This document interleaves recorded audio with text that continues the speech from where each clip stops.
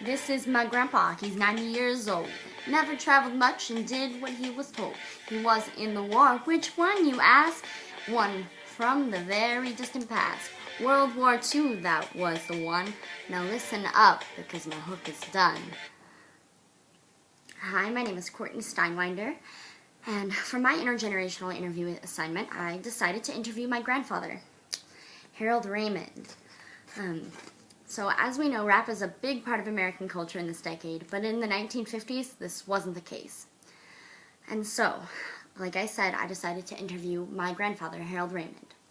He was born in 1925 and was a young adult in the 50s. By this time in his life, my grandfather had just gotten back from serving in the Navy as a fire controlman in World War II.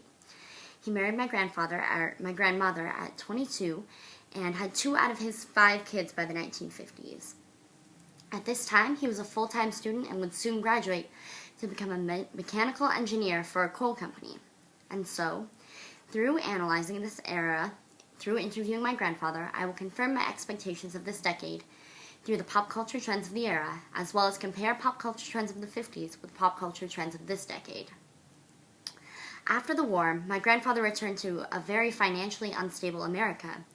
He and his family were broke and had to make do with the entertainment that they had.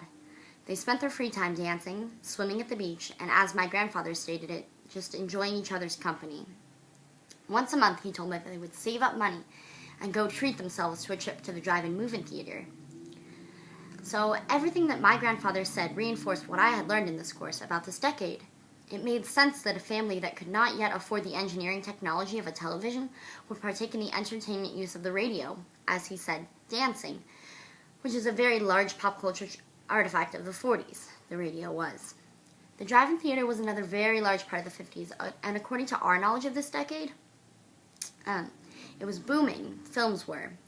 So the emergence of film was taking America by storm, and my grandfather was there to witness it. While listening to my grandfather, I couldn't help but notice many differences between his generation and mine when it came to pop culture trends. The first thing I shook my head at was how he discussed women in this generation.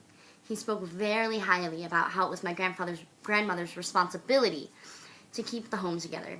He stressed her cleaning, visiting the grocery store, doing all of the shopping, and taking care of the children. However, in today's society, most marriages contain 2 working parents, and just as often as there are stay-at-home mothers, there are stay-at-home fathers.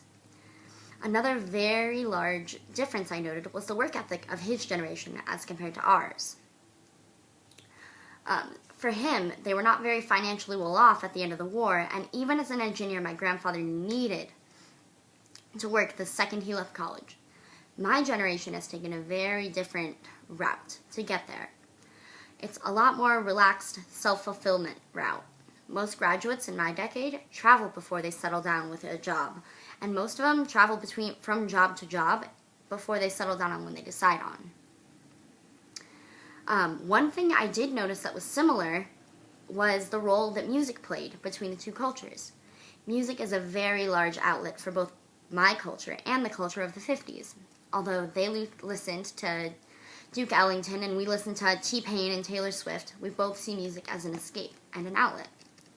And so in summation, I hope I have enlightened you to at least a little bit of some of the major differences between our generation and the generation of the 50s, as well as enlightened you to the fact that a lot of the stuff we learned about the 50s really held true when I interviewed my grandfather.